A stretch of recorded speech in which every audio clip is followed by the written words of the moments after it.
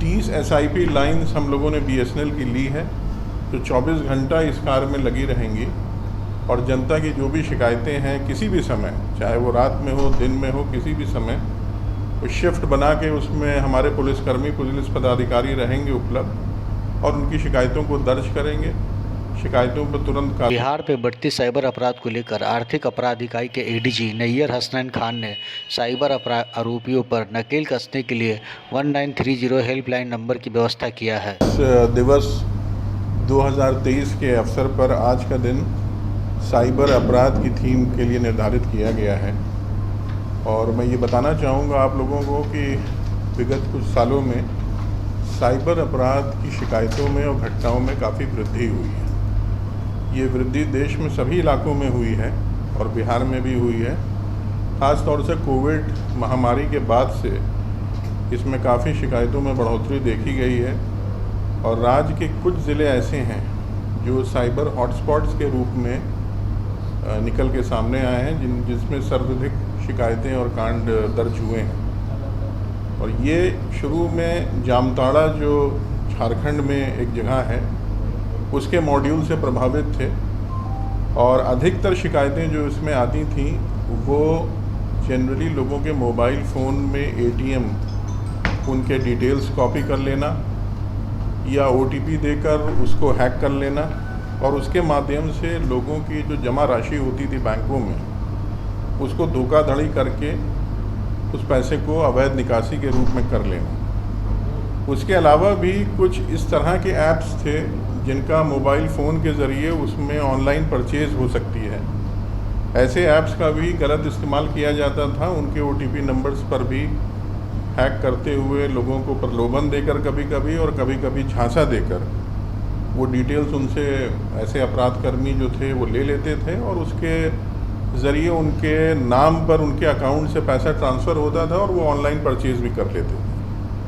तो मुख्यतः ये सबसे बड़ी समस्या थी जिसमें लगभग 70% से ज़्यादा शिकायतें हम लोगों के पास आती हैं। तो इसके निराकरण के लिए और लोगों की जो शिकायतें हैं उसके त्वरित विचारण और उस पर कार्रवाई के लिए एक हेल्पलाइन नंबर है जो 1930 के डिजिट से ये स्टार्ट होती है।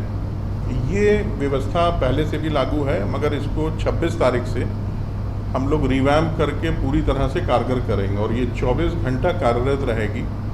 इसके लिए आर्थिक अपराध इकाई के जो साइबर सेल है उसमें एक विशेष सेल का गठन किया गया है।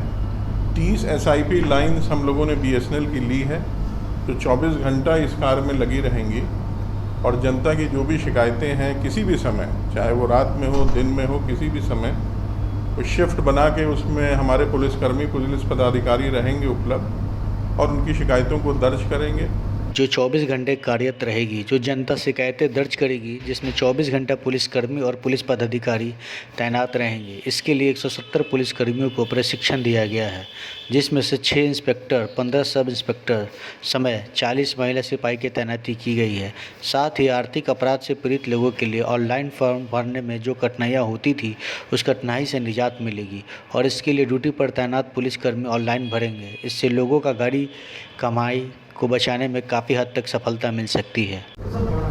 देखिए, साइबर के बारे में मैंने आपको बताया कि कोविड के बाद से इसमें काफ़ी ज़्यादा शिकायतें बढ़ी हैं और जो हमारा NCRP का जो पोर्टल है उसमें पिछले वर्ष हमारे यहाँ करीब 2400 केसेस दर्ज हुए थे। उसकी तुलना में 2021 में 1560 केसेस थे।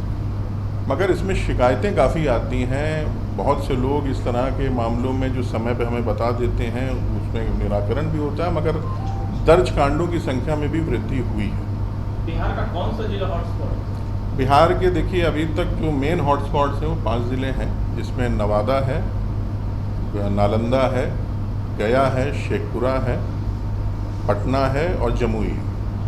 इसके अलावा भी कुछ अभी हम लोगों ने निकट भविष्य में देखा है कि बेतिया, मोतिहारी, मधुबनी से भी शिकायतें बढ़ी हैं।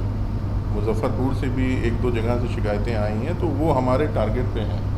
मगर ये 5 ज़िले तो हमारे सबसे अधिक प्रभावित हैं और ये हमारे हॉटस्पॉट डिस्ट्रिक्ट्स हैं।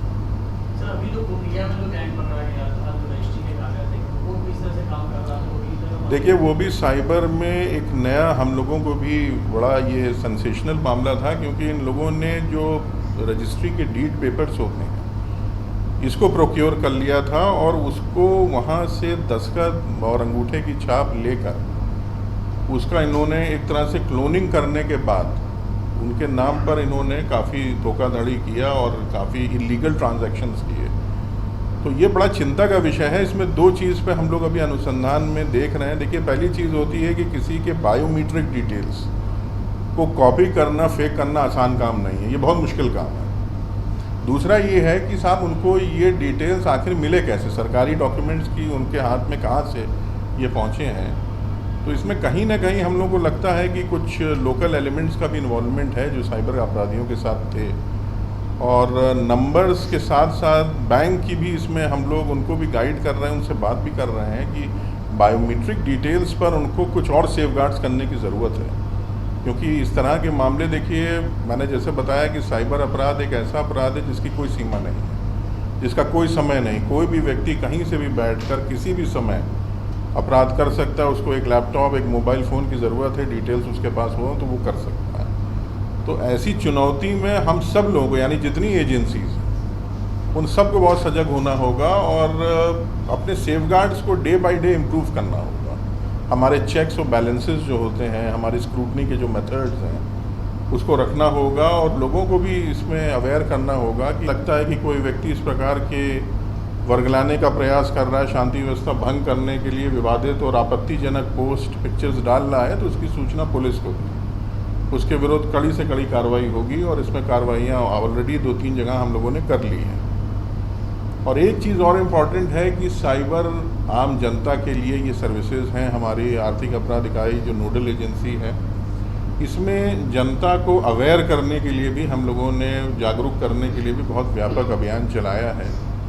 हम लोगों ने पोस्टर्स, बैनर्स के ज़रिए लोगों को अवगत कराया है कि वो किन किन चीज़ों से बचें, क्या डूज़ एंड डोंट्स हैं, उनको अपने प्राइवेसी डिटेल्स नहीं देना चाहिए, कभी OTP नंबर शेयर ना करें, कभी इस तरह की जो SMSs आते हैं या फ़ोन कॉल्स आते हैं, अगर उनको लग रहा है कि उनके किसी भी डिटेल, बैंक अकाउंट्स या उनके पर्सनल मैटर्स के बारे में कोई जानकारी लेना चाह रहा है तो उसको हरगिज़ ना दें।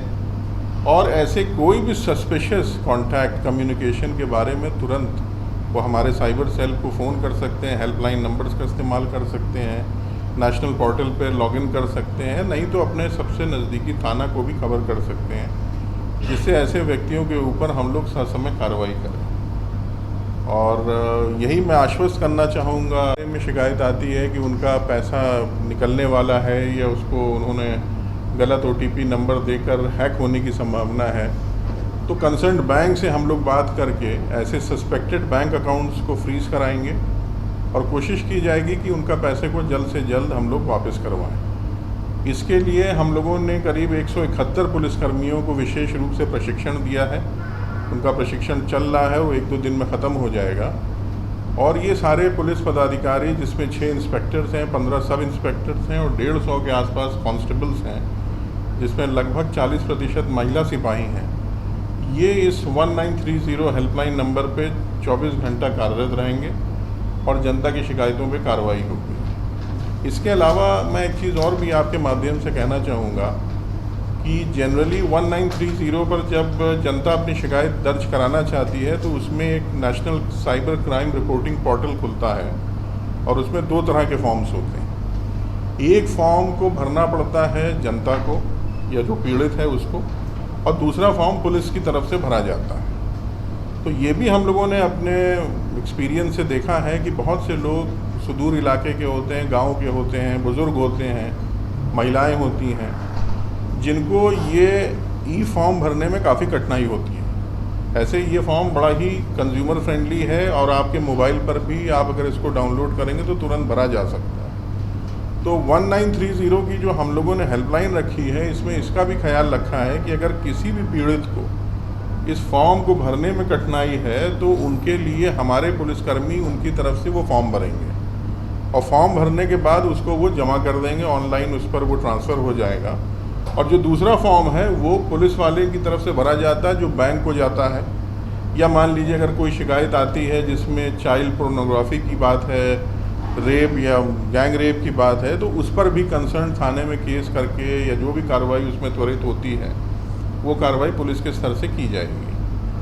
तो इस व्यवस्था के आने से हमें उम्मीद है कि हमारे यहाँ जो शिकायतें हैं उनका बहुत त्वरित गति से निष्पादन होगा, कार्रवाई होगी और जनता का जो हार्ड अर्न मनी है, जो उसकी गहरी कमाई है, जिसको टारगेट करते हैं ये साइबर अपराध कर्मी, उसको बचाने में हम लोगों को काफ़ी हद तक सफलता मिलेगी।